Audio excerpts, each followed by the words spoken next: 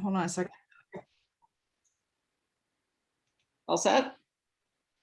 So Dave has been coming with us to the Amazon with the Educator Academy since 2015. I think, Dave, you've made over 100 trips to the Amazon in your life, but you can correct me if that's wrong.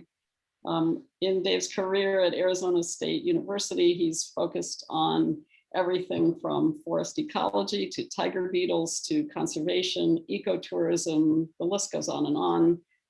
What I particularly appreciate is Dave's interest in inquiry-based education, having people do investigations and figure things out, using data, making observations. So thank you, Dave, for joining us today. We really appreciate your taking the time. And you can come collect your hot fudge sundaes anytime you want to head this direction. Okay, or you can come down here to Tempe. I would love to. Thank you. So, two things I want to emphasize throughout this.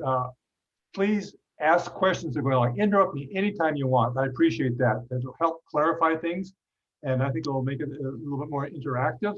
A lot more exciting for me as well. I don't want to just hear drone on with words. So please jump in anytime.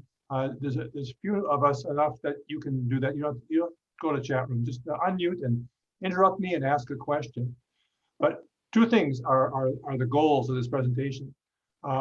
One is to understand and appreciate maybe something new for you and your students, that there aren't two worlds. There's not a human world and a natural world.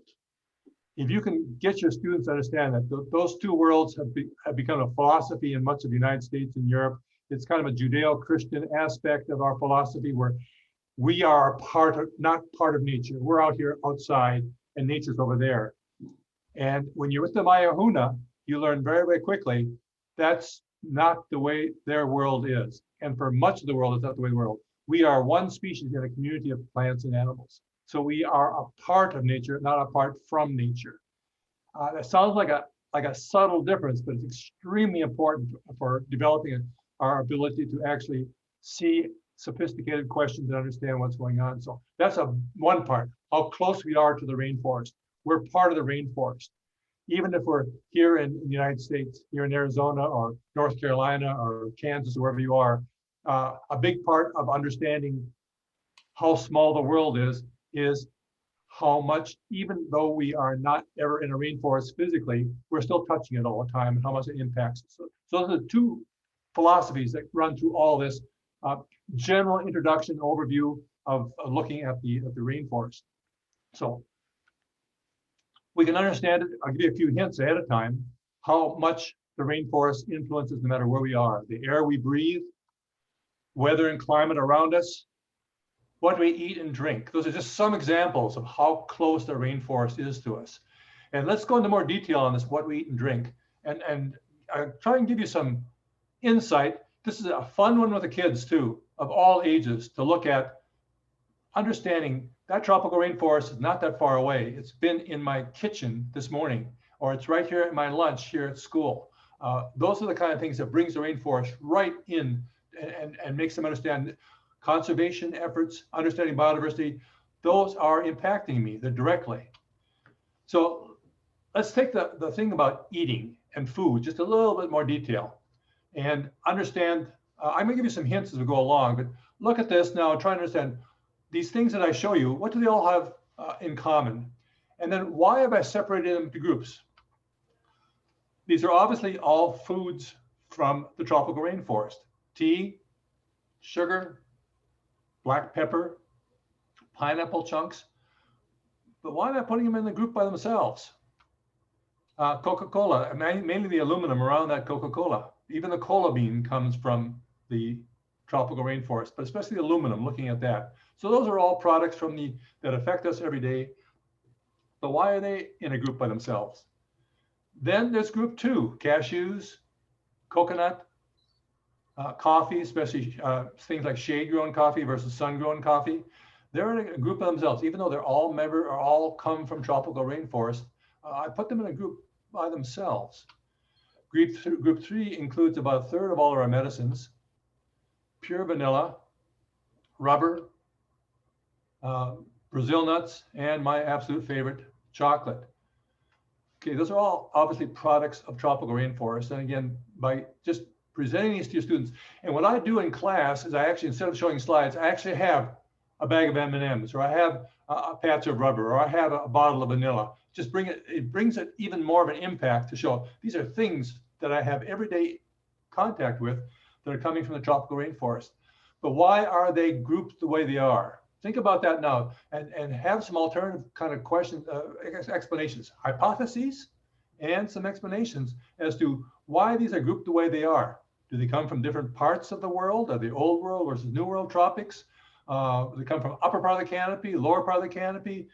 Be thinking about that. I'll give you some hints as we go along to try and understand better some more details of the products we use and why it's important to understand these things, why they're grouped this way. Some basic background is always, I think, impressive, even though the rainforest, and this is an older map, the rainforests unfortunately are even getting smaller and smaller in area very quickly. About 7% of the Earth's land surface is covered by tropical rainforest. Yet they have, by most estimates, well over 50% of the world's species. So they're really, most of the species in the world are crammed into a very small part of the world's land surface, and those tropical rainforests hold amazing diversity. Some other details about the rainforest that you need to understand. This is one of my students in our site in Gabon in West Africa, but it's typical of all the rainforests around the world. The undergrowth is very open because the sun has a hard time getting down to the floor of the forest. The canopy is so thick that very little sun gets down there just for a short time, maybe at midday. So there are actually very few plants, relatively speaking, that are growing in the forest floor. It's pretty open. Plus, there isn't much soil. We think of these forests in North America and Europe as being thick humus with lots and lots of nutrients in the soil. Tropical rainforests around the world are very, very different. They have very few nutrients in the soil.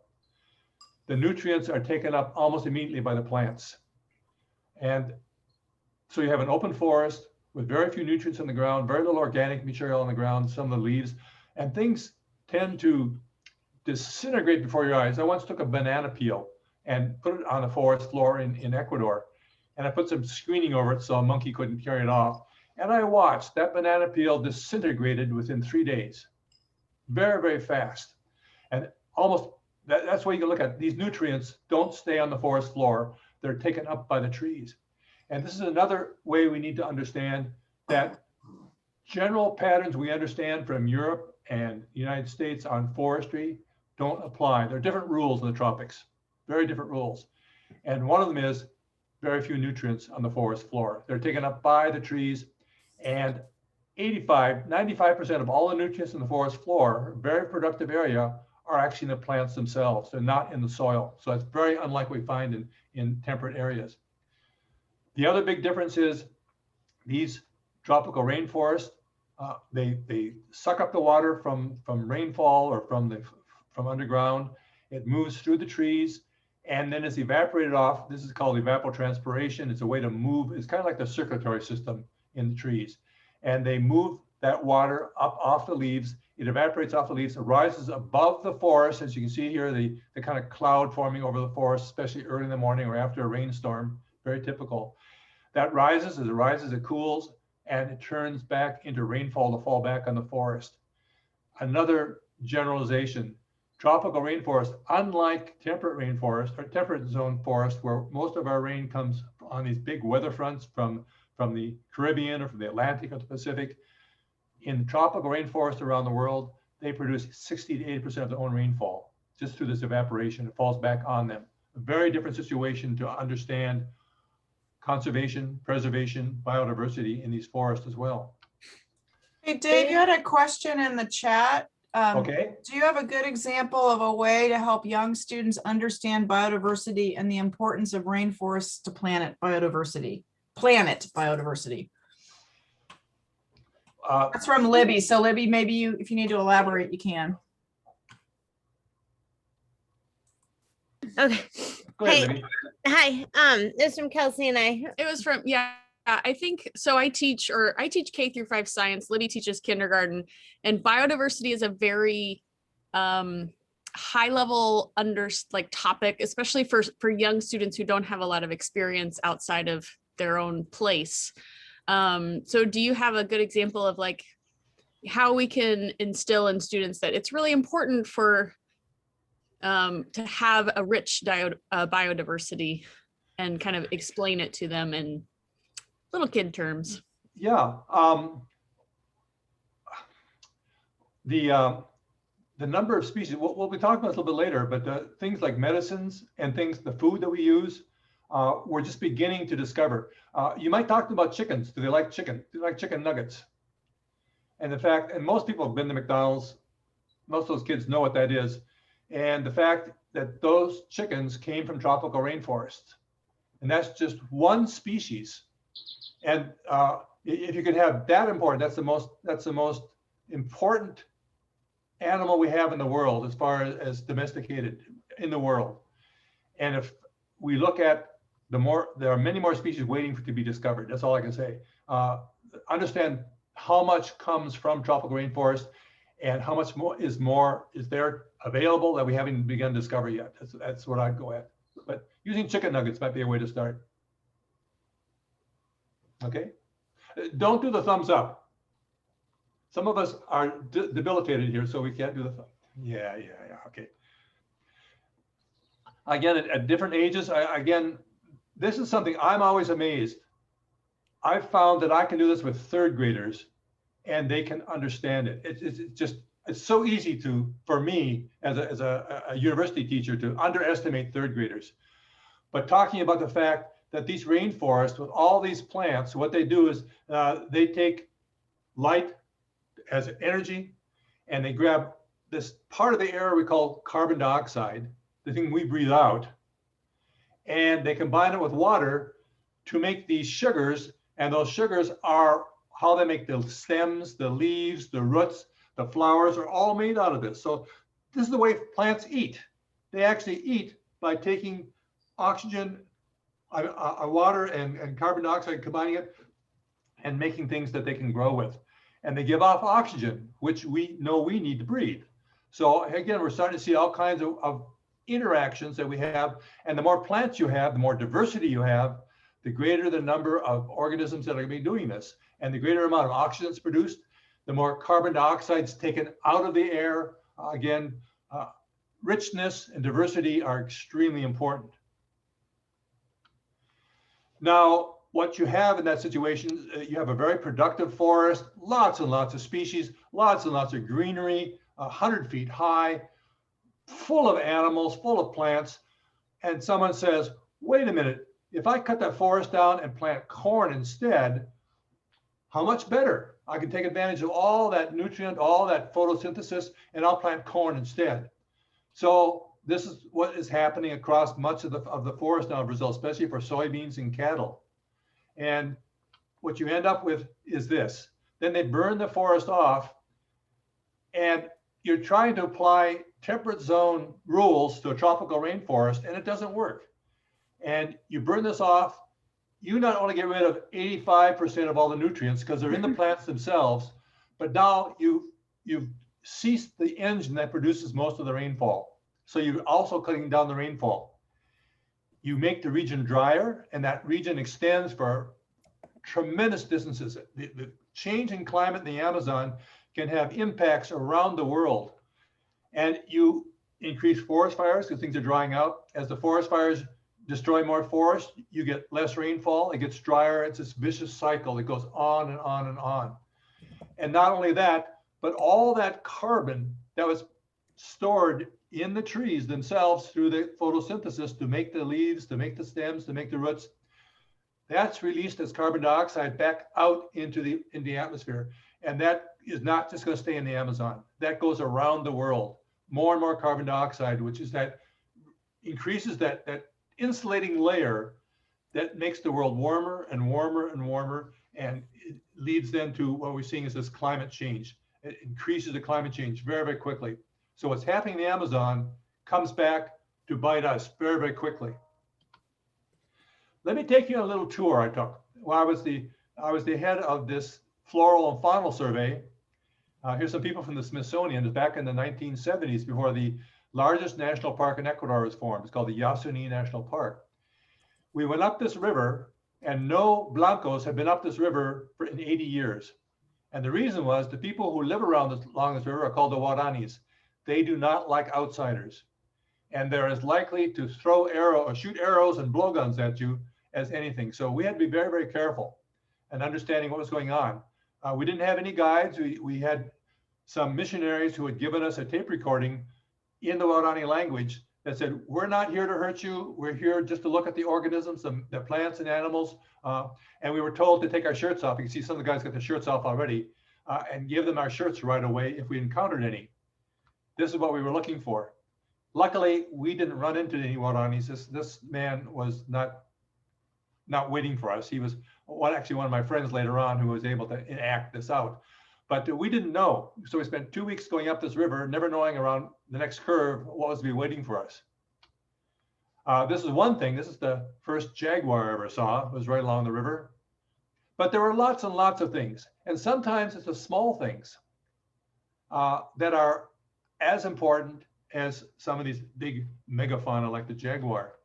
These little catfish are major parasites in other fishes. They go into the gills and they're in the water. They're highly specialized. They go to certain species of fish. And little by little begin to understand something is also different in the rainforest.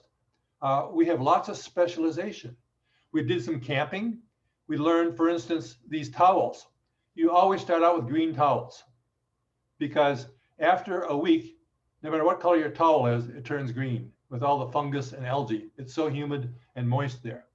Again, typical in the shade. We also understand that trees fall down, they create clearings, and new trees grow up. The seeds are dispersed from the mother trees, usually a couple kilometers away. We find that the trees are spread out. Different species, individuals of different species are spread out. They aren't clumped together in bands of one species, as you see here in North America. And the main reason is that these seed dispersers, mostly birds, monkeys, some insects, they'll eat the fruits, they'll ingest them, and then several kilometers away, they'll poop, and the seeds come out, and that seed is moved away into another clearing far, far away. So it's seed dispersion. This is something extremely important we take for granted. We have it here in the temperate zones, but we have a lot of wind dispersion. Wind dispersion of seeds is you see it in the tropics, but nowhere as much as by animals. We get to see the interaction of biodiversity and how important it is. Again, this word specialization comes up over and over again. Unlike our forest here, in which you can see a scarlet tanager up in the canopy, then it's down on the forest floor. It moves around, eats fruit sometimes, eats insects sometimes. Very generalized. That's typical of temperate zones. Those rules are different in the tropics. We have extreme specialization. Now, plants have got a problem. When they want to have sex, they can't get together. They're rooted in the ground. So they have to bring in a third party, kind of menage a trois. I don't want to talk about third graders with that, but anyway, they need to find a pollinator. And again, wind pollination is not as common in the tropics as it is in the temperate areas. And beyond that, we find that these plants tend to have highly specialized pollinators. This hummingbird has this hooked bill and has to hang upside down to get this heliconia to get to the nectar. There's virtually no other pollinator that pollinates this plant, that brings the pollen from the female part of the plant to the next, from the male part to the next plant of the female part. They are very, very specialized. This hummingbird goes to virtually no other species of plant. And we find this throughout the forest, that this extreme specialization. Now, what's the advantage? Anybody guess what the advantage is to being so highly specialized? What's the advantage to the flower? Anybody want to jump in? I can think of why it would be advantage for the bird, Okay. because they would get all the food from those flowers. No Like, competition. no competition. Yeah. That's right. And for the flower, the advantage is, if you're a generalized pollinator, what's the next flower you're going to? Will it be the same species? Probably not. For this flower, it's guaranteed the next plant that hummingbird's going to is going to be the very same species. So it makes it possible for it to get by with producing far less pollen. It's so efficient at transferring. What's the disadvantage to both the plant and the flower? Any big disadvantage? Disease. Disease? If a disease takes out one or the other, then it affects the other one. And this is a cascading effect. And we find this is a major disadvantage in the tropical rainforest. And understanding conservation efforts really depends on understanding the specialization, this degree of specialization. It's a cascade effect because of the specialization. If one species goes down, it pulls others with it very, very automatically. It doesn't have alternative places to go. In temperate areas, very often generalists have lots of alternatives, so they're not quite so extremely impacted by missing a flower or plant. Another example of specialization, here's a sloth, and there's a moth that lives nowhere else as an adult but in the hair of the sloth. Here's the sloth moth. It does eat some of the algae, the green algae that grows on the hair of the sloth to turn it green. But the main reason the sloth lives on the sloth moth lives on the sloth hair is that the sloth every 3 or 4 weeks decides it's got to poop. And it goes down to the base of the tree, doesn't poop from the canopy. It goes down to the base of the tree, digs a little hole, poops in the hole. Sloth moth rushes out on all this pre-digested plant material, perfect to lay its eggs on it. Its young hatch out, they grow up there, they have lots of nutrients, they emerge, fly, find the next moth. Extreme specialization over and over and over again. Here's another friend of mine, another Waorani friend, and he's beating this very, very specific vine. And I asked him through my interpreter, what are you doing? And he said, just wait and watch. While he was beating it, all the women of the village went downstream in the little creek right there and got the little nets ready. And he went upstream and he started swishing that beaten vine into the water. And it has a poison. There's a toxin in the vine. And that toxin doesn't kill the fish, it knocks the fish out. And all of a sudden, I've seen all these little fish popping up. And the women down the stream with their nets had anticipated that. They were catching the fish. Within a few minutes, the fish started to recover and swim off, the ones that hadn't been caught. So I asked him, I know you've got this vine, but I know you've got other poisons that would kill all the fish. Why aren't you, look, there's a lot of fish that are escaping. Why aren't you using the really bad poisons and get all the fish? Now, he didn't respond, well, we're trying to maintain a sustained yield in our stream, which is exactly what they were doing. But he did respond, this is the way we were taught to do. We don't use the extreme poisons ever on the river. This is what we call cultural selection, because guess what happens to families and tribes and villages that use the extreme poisons on the fish? They wiped out the whole population of fish. And they didn't survive to pass on that tradition, cultural selection. Now, these poisons, anybody guess why they're there? Why there's so many plants in the forest? And each tree has got a different poison or toxin. Anybody gonna guess why they have those toxins? Defense. Excuse me? Defense. Defense against their own enemies, insects especially that would eat the leaves, right? Now, by absolute coincidence, many of these poisons are medicines that have a physiological beneficial effect on us. Our aspirin comes from willow, and the Greeks knew about it 3,000 years ago. Chew on a willow stem when you get a headache, and your headache goes away because there's acetylsalicylic acid in the willow, which is what we use as a basis for aspirin. There are many, many medicines, and almost a third of our medicines have had their origins in these tropical forests. So the next time you see a grasshopper, instead of stomping on it and squashing on it, you should lean over and say, thank you, Mr. Grasshopper. If it weren't for you, we wouldn't have a third of our medicines. Think about that. Now, there are pharmaceutical companies that are spending millions of dollars looking for new medicines in these tropical forests. It's called prospecting, chemical prospecting. And what happens quite often is they have to spend months and months and months trying to find the right plant, trying to find a chemical. But it turns out in all this time, there are libraries all through the forest. And if you know where the libraries are, you can get the information immediately. Anybody guess where those libraries are?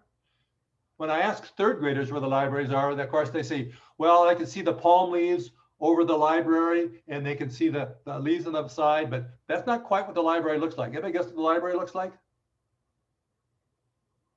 Well, here it is. It's the oral traditions of the people. They have the secrets. And in some tribes, it's the women that know it. Sometimes it's the men, sometimes a combination. They have tremendous knowledge of effective medicines. And who knows where the next cure for ovarian cancer is? Who knows where the next medicine that cures Parkinson's disease? Those may all be lying out there yet. And dealing with these traditions, oral traditions, understanding cultures, and being able to go in there and have them share that with you without feeling like you're stealing it, which is a big problem, is something that can be worked on as well. But again, it touches us. We are involved with tropical rainforests. Look at the size of that harpy eagle. Let this guy sit down just to show you how big that harpy eagle is. We use these as indicators. Quite often we don't have time to do a big survey and the forest has a road that's about ready to go through it. We need to know very, very quickly. We need to know yesterday what's in that forest, how healthy it is. We can use things like harpy eagles as bioindicators because they are the first thing to disappear. If we go to a forest and there are harpy eagles, we know that forest is in good condition. If all of a sudden they disappear, it tells us, because they're at the top of the pyramid and they're the most sensitive ones to take on change and probably disappear when something starts to change. We then can investigate those places specifically and use them in conservation efforts when we have few funds, little time, and few personnel. It's a very effective way to help out using bioindicators. Now, would anybody touch that animal? Do you know what it is? Can anybody guess what that is? Any Caterpillar? guesses? What do you think? Caterpillar? Yes. Anybody ever touched nettle? You know what nettle feels like? When you touch that caterpillar, those hairs are like nettle and they sting for hours after. And why? That insect is very, very obvious. We find generally in tropical rainforests that organisms that are well protected like this tend to be very obvious. And one reason is a naive bird, young bird who hasn't learned yet, comes down, tries to take a bite, gets a tongue full of these urticating hairs.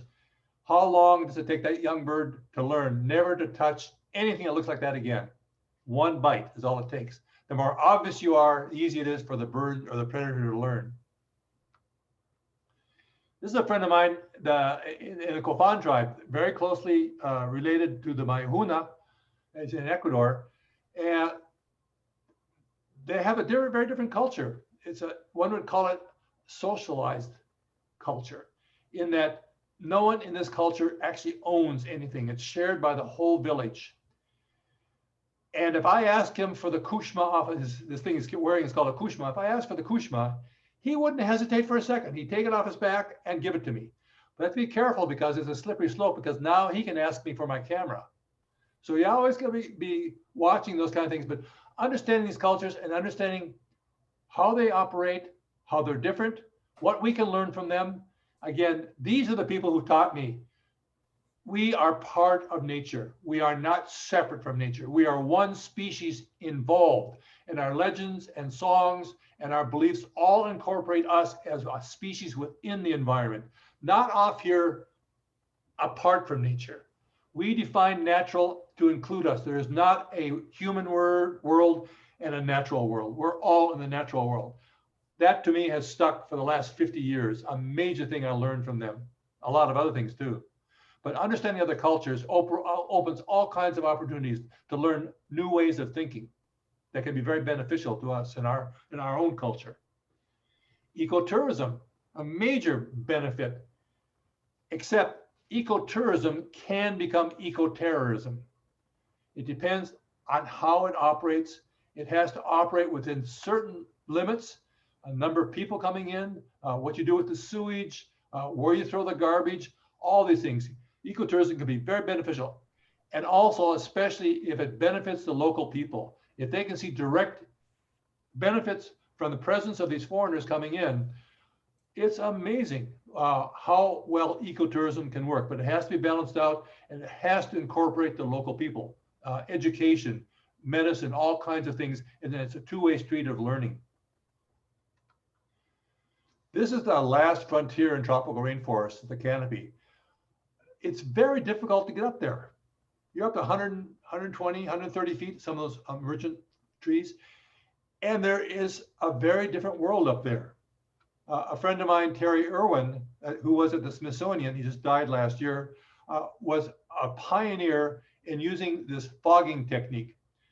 We'd select a tree the day before, and then early in the morning before there's any wind, he'd take this fogging machine, this generator, which has a type of chemical called pyrethrum that's a very short half-life, only a half hour.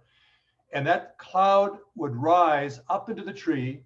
And then he had all these funnels underneath the tree to catch the insects and spiders as they fell out. Each species of tree, and remember now, this species of tree, the next individual may be a kilometer away. And in between, there are 200 or 300 other species of trees. Very, very different situation than we have here in temperate zones. We'll have 1 or 2 species filling a whole forest. 200 to 300 species of trees in a small area, and individuals spread far out.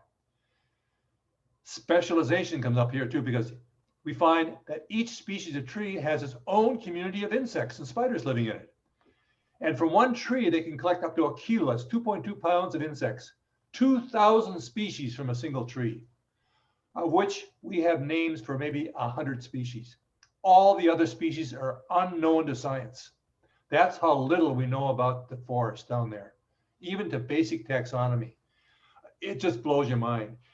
And each species of tree has its own community of insects. They're highly specialized. There are millions of species out there that we don't even have names for.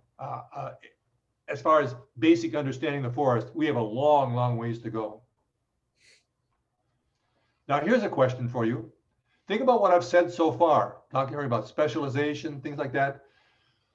You cannot grow a plantation of rubber trees, which are native to South America. Rubber trees are native to South America. They grow like other trees. One individual is here, the next individual is a kilometer away. You can't grow a plantation of trees. And rubber plantations have never worked in South America. Yet you take the same trees, the seeds, and you can plant rubber trees close together in plantations in Southeast Asia, and Vietnam and Thailand. Anybody tell me why rubber plantations can't be grown in South America where they're native? Any guesses? Good guesses. Maybe that they require too many of the same resource. And so if you put a bunch of them together, then they Okay, can't it might be competition, and they don't, there might be more nutrients in soil in Vietnam. Good hypothesis. And then in the Amazon, they'd be going after the exact same nutrients, and they couldn't. There'd be too much of the intra-specific competition. Good hypothesis. Okay, how about an alternative? You never want one hypothesis. You want many hypotheses. Who's got an alternative?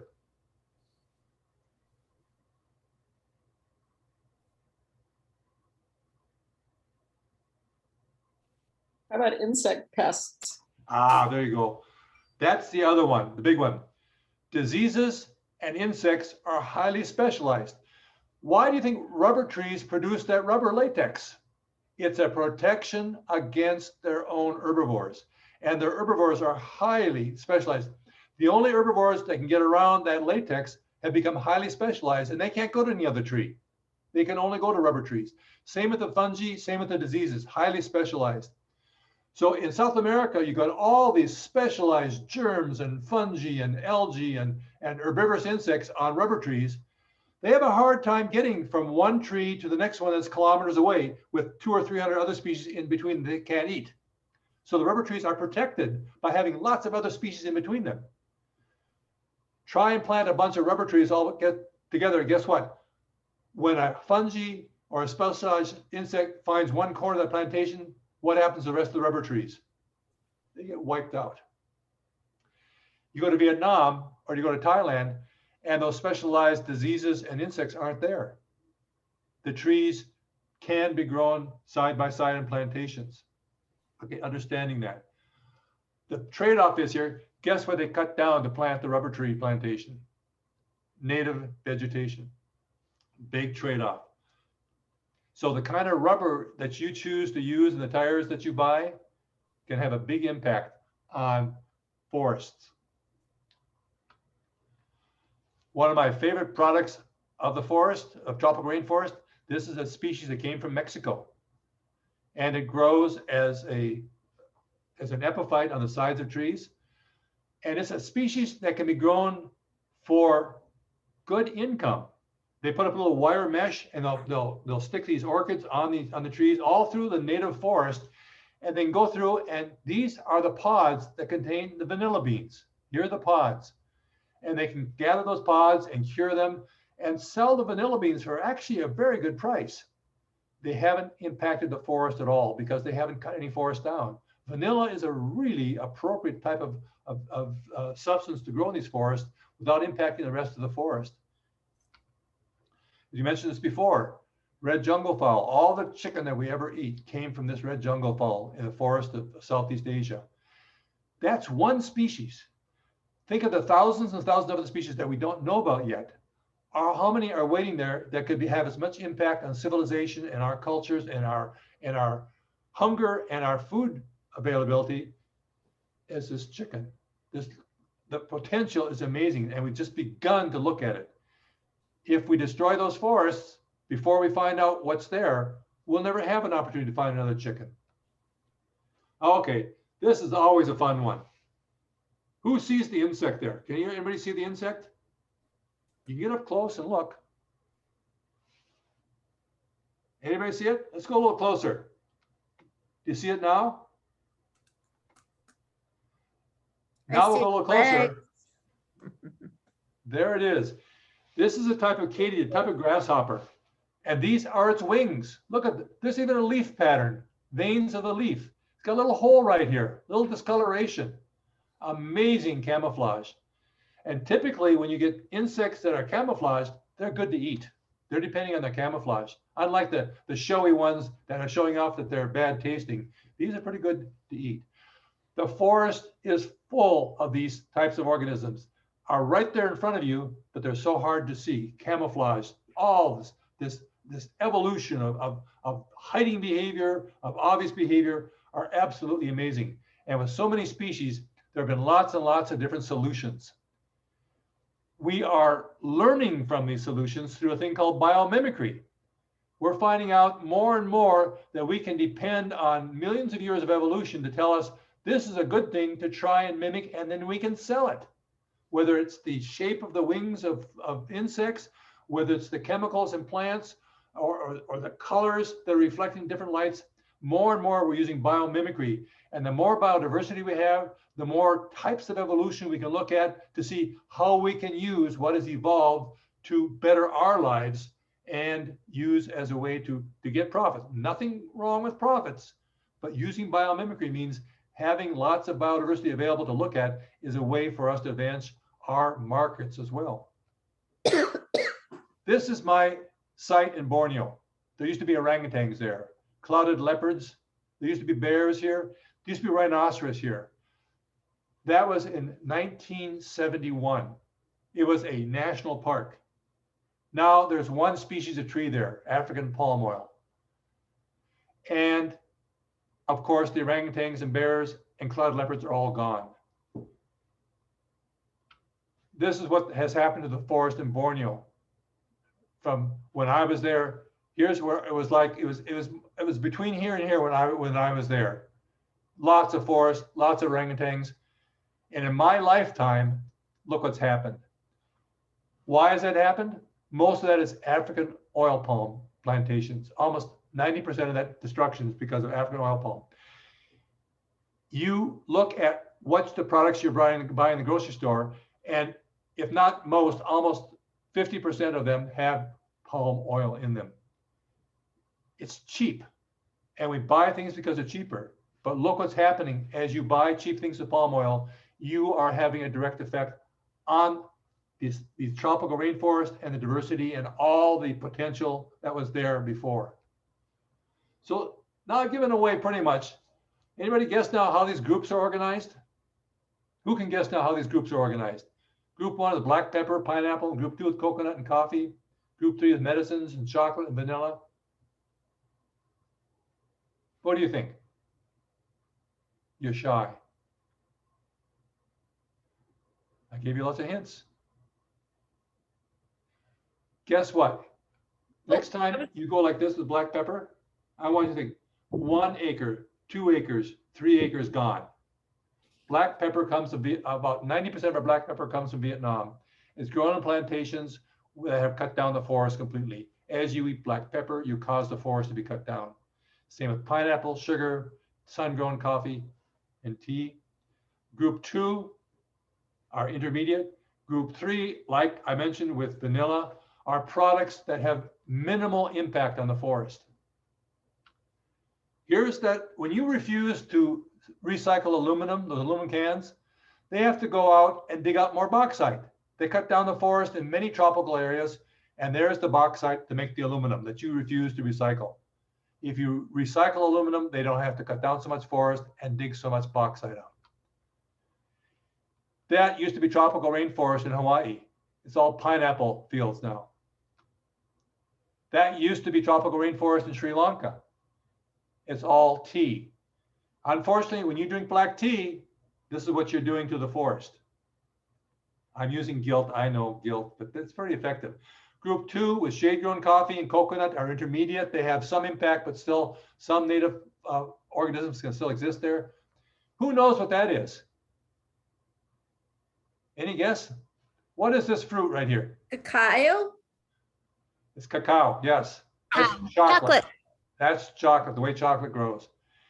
And chocolate and vanilla, and here we have native rubber, are all types of products that when we consume those, you are having very minimal impact on the rainforest.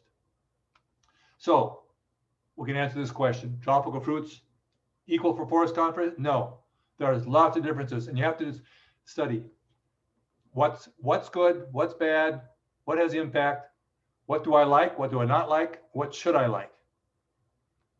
So what you consume, just talking about the food now, we're not talking about the medicines, not talking about the carbon dioxide, not talking about all the other things that are also involved, just the foods. Go down an aisle in a grocery store and look at how many products are coming from tropical forests. You can check the label. They usually put palm oil on the label. Sometimes they don't, but you can imagine that most of these products have got some palm oil in them too. Here's the big question.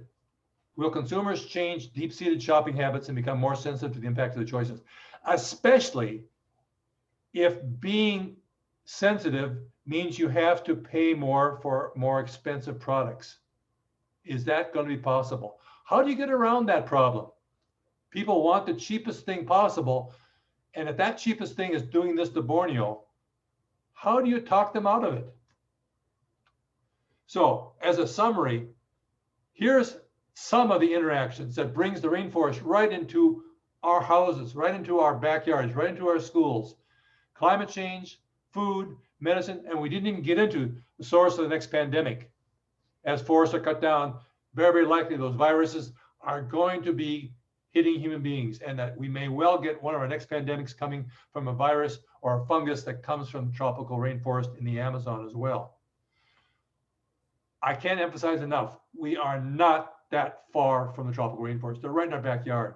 We can't see ourselves as separate from nature. We've got to see ourselves as involved in nature. It's obvious from this last year of COVID, we know that that virus and our species are intermixed very, very closely. How that virus got to us, we're not quite sure, but it obviously had to have had its origin somewhere in another animal.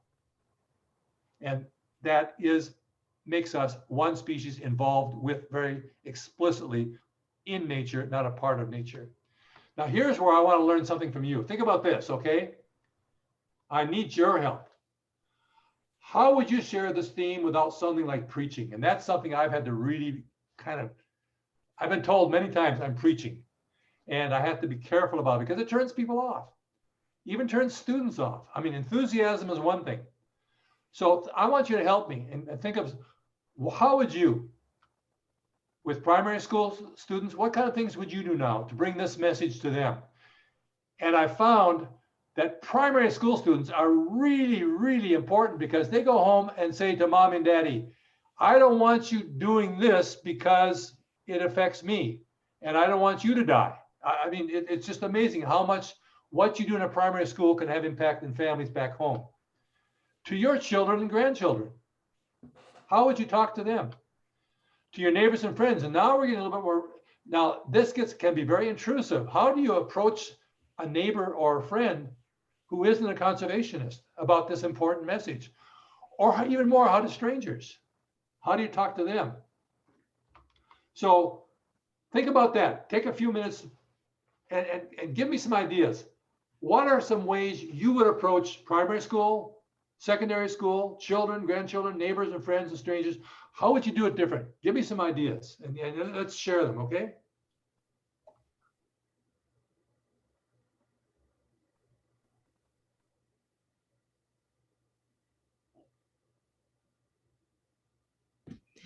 I think with primary school students, or really any students, if you more like present information to them or allow them to come about the information themselves, they just come to those conclusions of, you know, if you're studying about diversity or biodiversity, and then you realize even in your own local park, like they're like, oh, there's more birds in the tree areas of our park than the grassy areas of our park, or whatever it might be. And then you can kind of keep asking these bigger and bigger questions that they then can apply that knowledge to those, that greater understanding of like, oh, well, this is why we need to save rainforests or help to preserve the rainforests because, or make decisions that help preserve the rainforest. Like, how can we do that? I like your example of supermarkets, and like what we consume in the supermarket has a direct impact on rainforests. So I think if we can set the students up without actually saying the thing, they're really receptive to that. And they think, oh, like this makes sense. And I thought of it. So that was my idea for students. Did you have something to add, Libby? No, I was agreeing with that, and just that idea of like, well, how do you feel about this? Or like bringing that personal connection to them of like their initial feelings when they see that. Because typically if you show a cut down tree, like the kindergartners are going to be like, that's not good. And that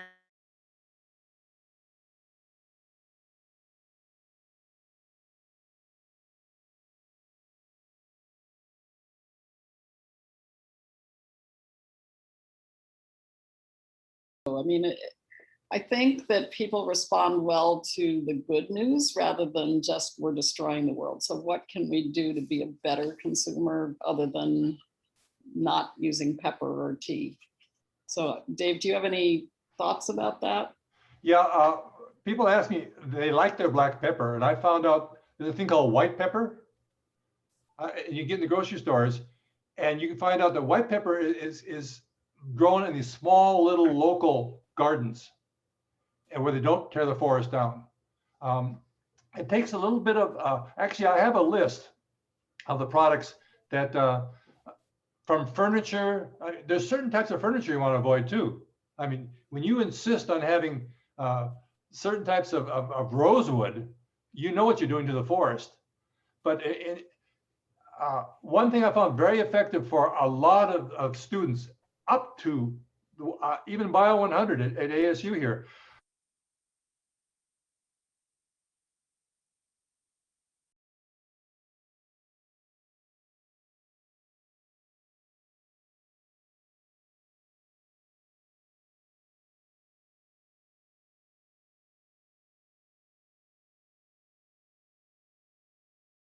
they go home and tell their parents, "Mommy, I don't want you buying any of this stuff right here because it's really doing a lot to the rainforest."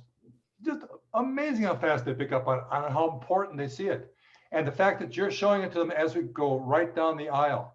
I've also had a grocery store manager call me and say, "Please don't bring any more students into the store," because what we find out is the grocery stores are working on a profit margin of about 2%. And each grocery store, even if it's a chain grocery store, each local community has different tastes. And so the managers have learned to become very sensitive to what the local tastes are.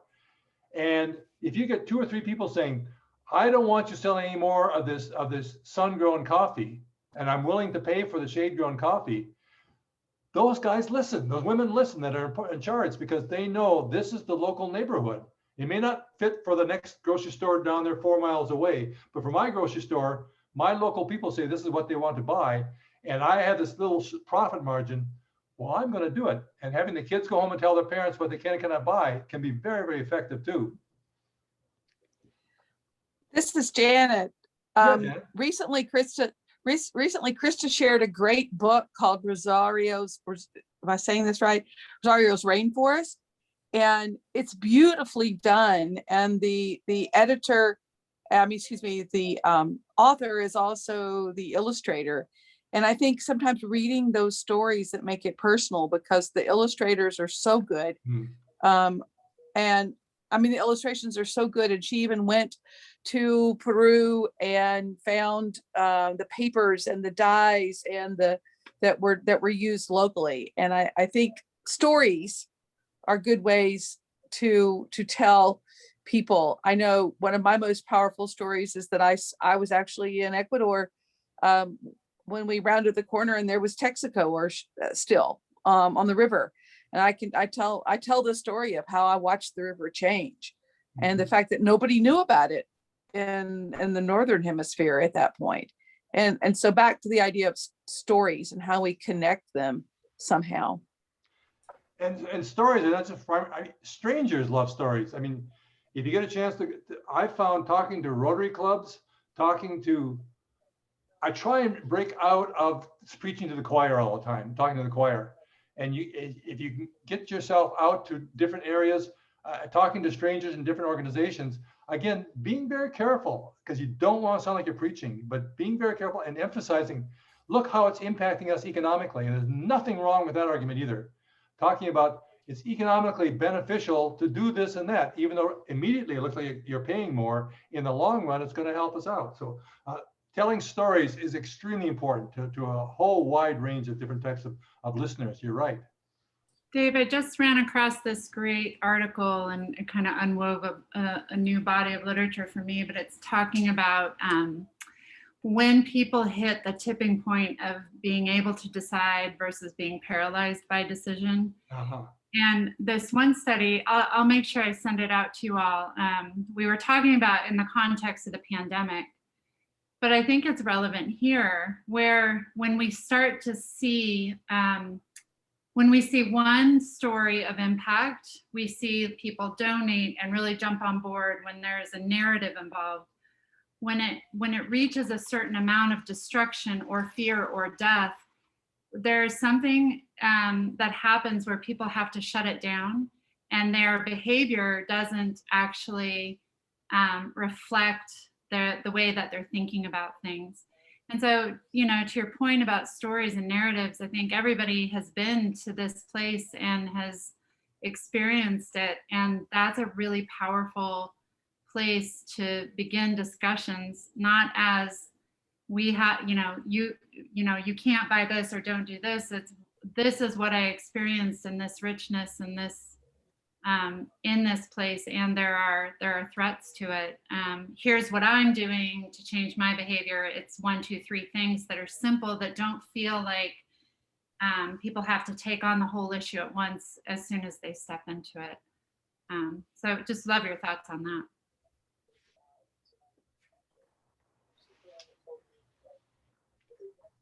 Any responses? That's beautiful, Kelly. I really enjoyed it. That's very, very nice. Any other responses to that? Well, I was before Kelly jumped in, I was gonna say that, so many of us gravitate to the tropics because it's magnificence and it's awe and wonder and just, the incredible biodiversity. And so that to me has always been a starting point to grab kids. It's how I approach teaching like the basics of plants, and so I think the conservation story that's unfolding with the Mayahuna, we obviously need to focus on the road and understand what's happening, and that's critically important. But I think celebrating that it is a positive conservation story. It may be heading down a path that will be less positive. Oh, I'm gone, aren't I? Oh, Dave, we're having a major storm, so you may lose me. But I think focusing on that positive aspect is important. And Kelly's right, it's a balancing act. And I was just going to chime in what I'm responding to as well, is just thinking about my own modeling. And even modeling can be intimidating to other people, but how you just go about your everyday life and the choices that you make, whether it's switching off lights and turning off the water while you brush your teeth, to the choices that you're making in the grocery store. I talk all the time about the coffee that I drink nowadays.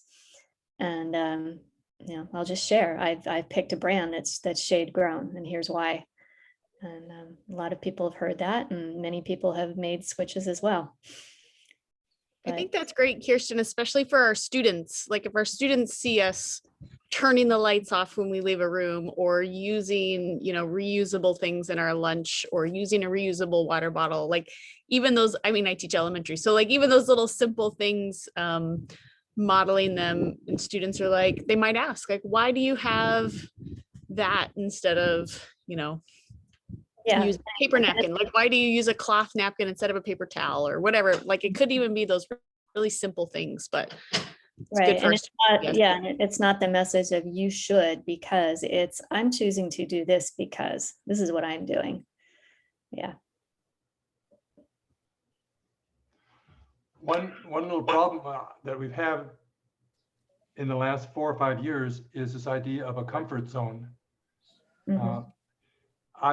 When I introduce myself the first day to Bio 100, I talk about that and I say, comfort zone's a beautiful place, but nothing grows there. And the students, I've had them at the end of the semester come back and say, I didn't really know what you're saying first, but now I understand what you meant. And some of these things are going to be uncomfortable, and I have to learn that's going to be the rest of my life, and I need to learn to deal with uncomfortable things and not just seek out comfort zones.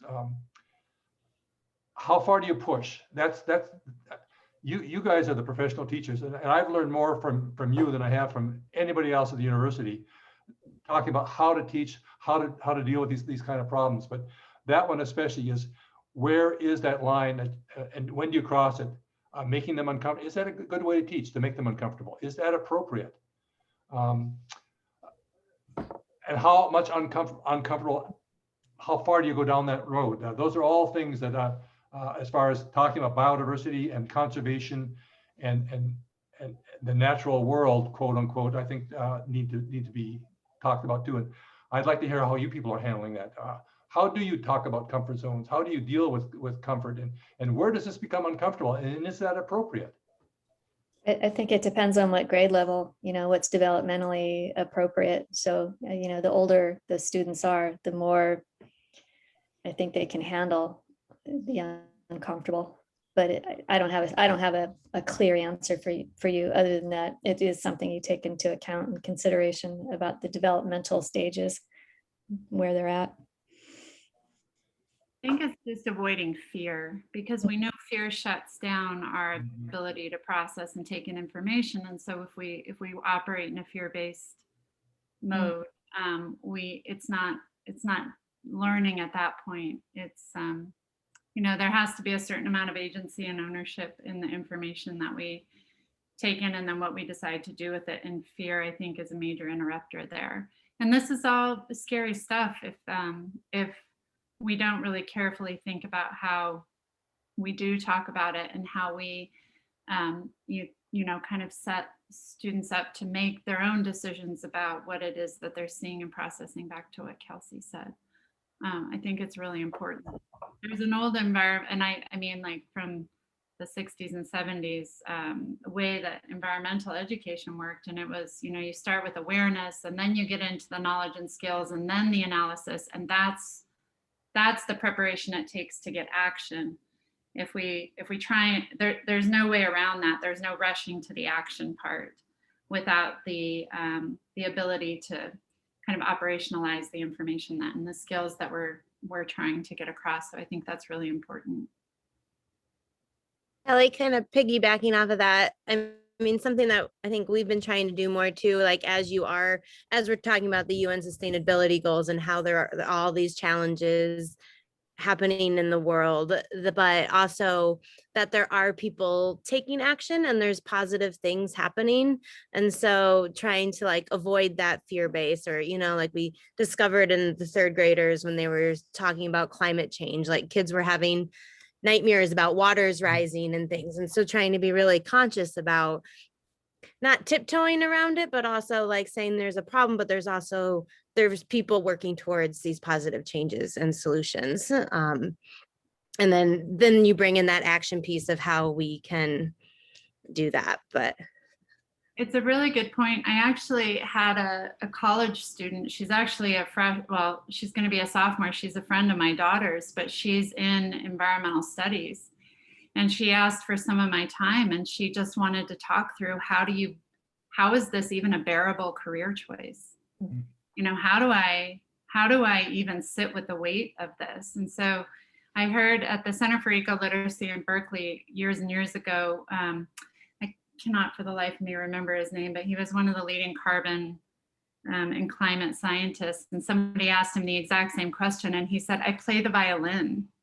And it's just a really interesting, it's interesting even for us to think about this and the weight of this. And I think what we have is a success story. It's not ours, but we, with the Maihuna and the work that they've done to conserve the 1 million acres for now, and even with the fight they're up against, that's a success story that we don't hear often coming out of these areas. And I think, it's a really good point. We focus on the celebrations and we think, okay, now how did that even happen, and how can we replicate that in other areas? And then where do we fit in that?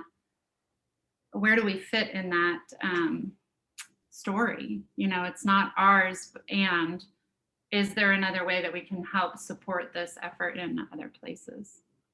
Well, it just makes me also too just think about what we learned about yesterday, like that importance of connection to your place and teaching the kids at a young age to care about their place. And then that is that foundational piece that you can build upon then to go at a more global aspect of how they can be a positive change.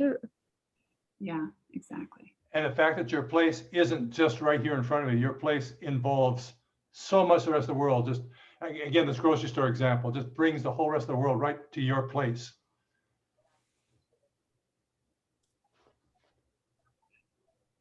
Any other comments?